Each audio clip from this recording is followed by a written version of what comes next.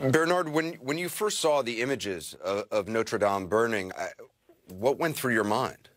What went through my mind was that the heart of Paris was burning, that the soul of France was burning, and that for my Christian sisters and brothers, it is a tragedy. It is the sense of their life. But beyond that is burning. But beyond that is for European civilization something like a real date. Something happened there. I don't know why, I don't know how, but I had this feeling that something what was happening very heavy in the history of my country and of the West.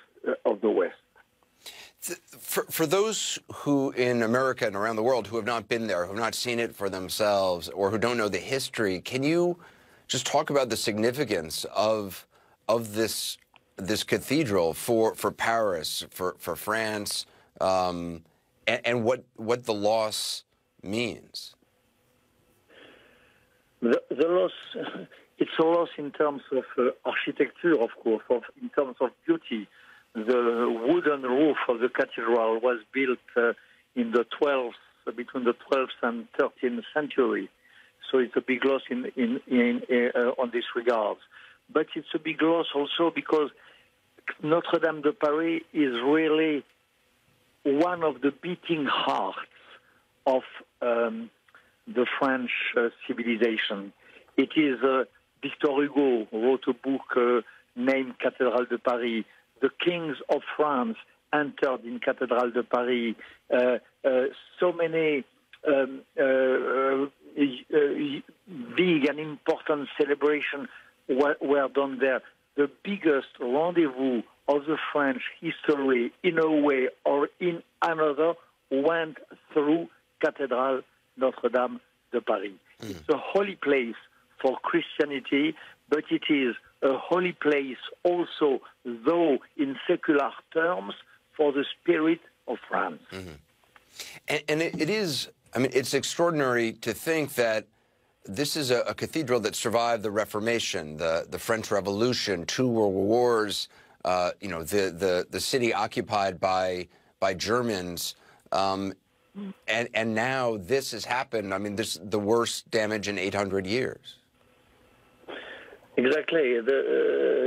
Notre Dame de Paris survived so many killers of soul and spirit who intended to destroy it. There was in the mind of so many barbarians in the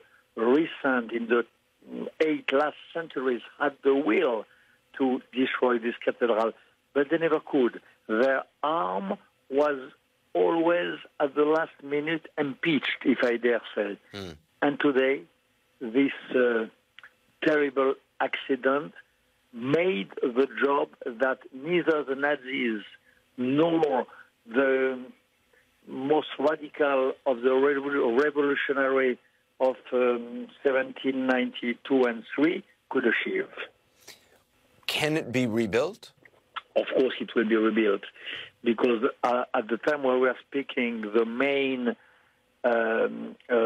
part of the cathedral is apparently resisting and holding firm. So it will be rebuilt. But how can you rebuild 8 centuries or 9 centuries of history?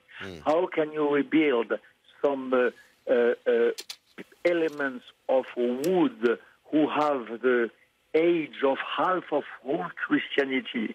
How can you rebuild the tears and the whispers and the memories of a whole country and of a whole civilization? You can, of course, rebuild fake parts of it, but the original with its eternal youth and real age will never be rebuilt. I'm happy to talk to you on this day. I'm sorry it's under these circumstances.